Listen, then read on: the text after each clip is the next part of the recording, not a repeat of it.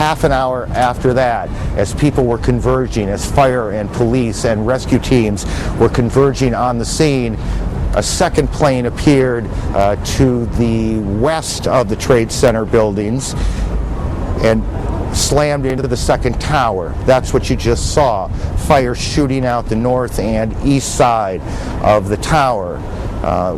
Shortly after that, we began to get reports of events taking place in Washington. An explosion which first came to us as a fire at the Pentagon. Now there's a report of a second hijacked plane heading towards the Pentagon. It is believed that one of the planes, perhaps both, but one of them, we have been told, was an American Airlines 767 that hit one of the Trade Center towers. About a half an hour after that, perhaps a little bit longer, lose track of time a little bit in these situations, the first tower, or let me correct that, the south tower, the second tower, the one to the left, collapsed.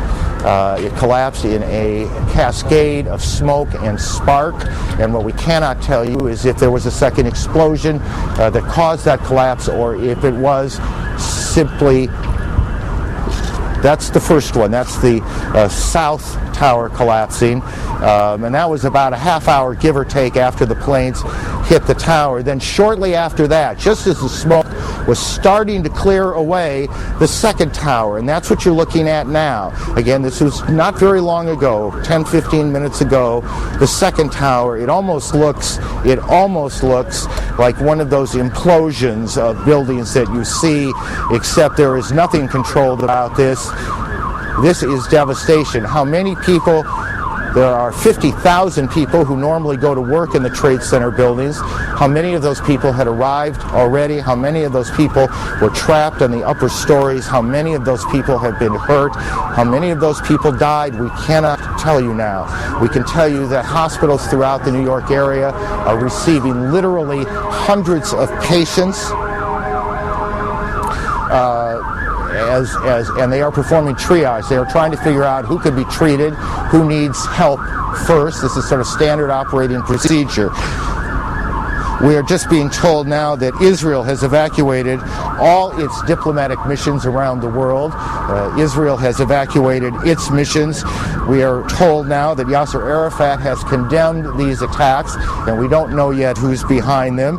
Britain has condemned these attacks. Germany has convened its National Security Council, and we will check and see if events are going on in those places, or if that is simply a reaction to what has gone on here in Washington and in New York. CNN's Gene Meserve joins us on the phone from Washington. Gene.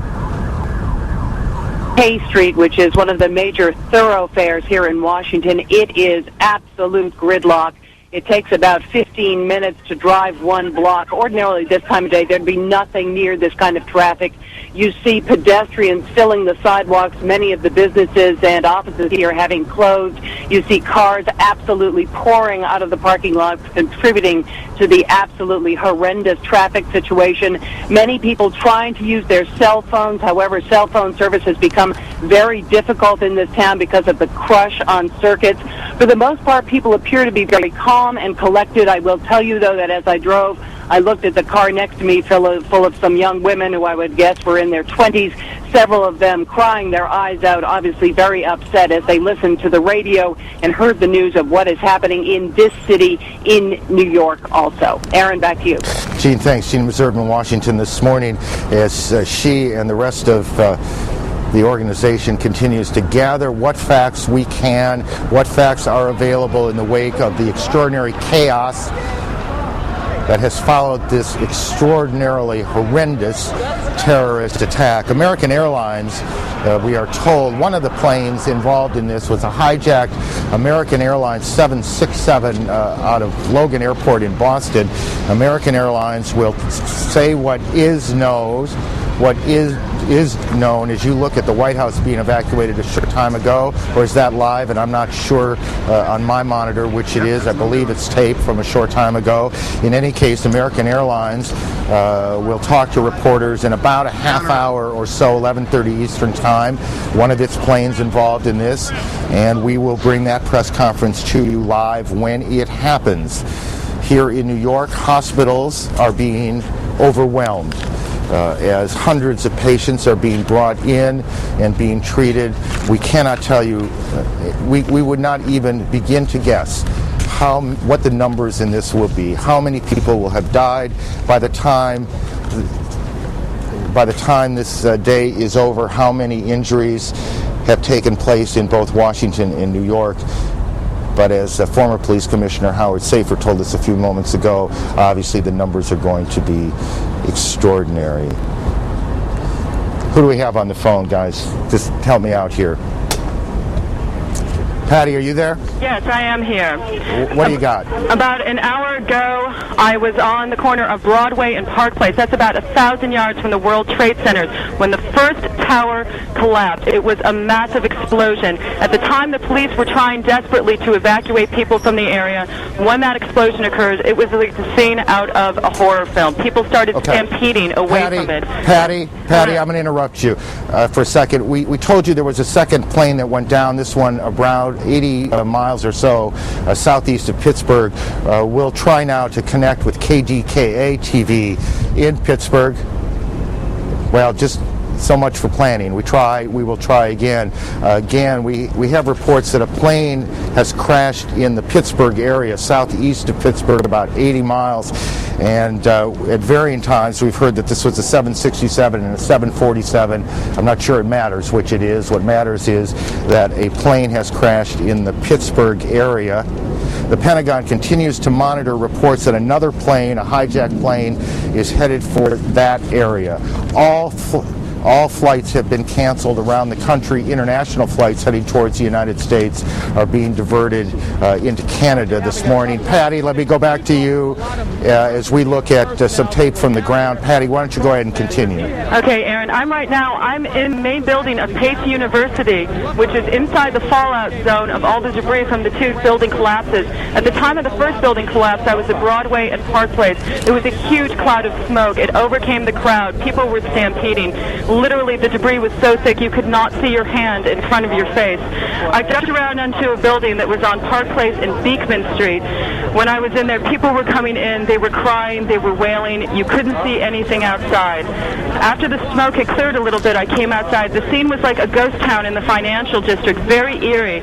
You saw people being wheeled on gurneys away from the site of the explosion. People were coming out with masks over their face, anything they could put over their face, because the air was still very thick with debris. The ash on the ground is at least 2 inches thick. It's more like snow cover, a very eerie snow cover blanketing downtown Manhattan right now. Now, at the time, I was back on the corner again of Broadway and Park Place. At that time, the police started running toward us, telling everybody to move who was left on the street. I looked up, and that's when I heard the pardon me. That's when I heard the explosion.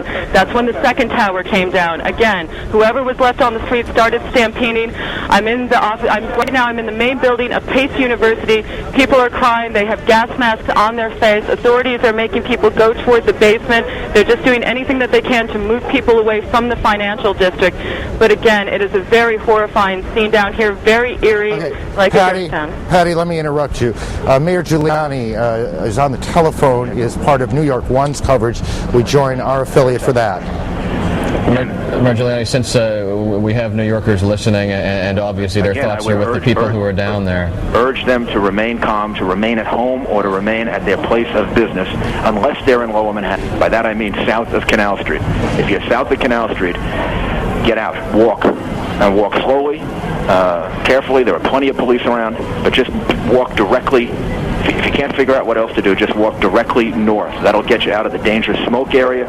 It'll also do us a big favor. It'll open up those streets, because we're going to be moving a large number of ambulances and emergency personnel in and out of there all day. I've talked to the governor. He is putting the National Guard on alert so that they can relieve our police officers and our firefighters later this afternoon. And we've asked the federal government for help from the Urban Search and Rescue Team. So right now, We're using all of our police and firefighters and emergency personnel to help the people down there. Later on, we're probably going to need reinforcements. Mayor Giuliani, I realize that it must be more than a chaotic situation, particularly since the bunker has been compromised and cordoned off. But can you give us any sense? There are so many people watching now who must have loved ones down in that area and are concerned of the systematic. My heart goes out to them. I've never seen anything like this. I was there from shortly after it happened and saw people jumping out of the World Trade Center.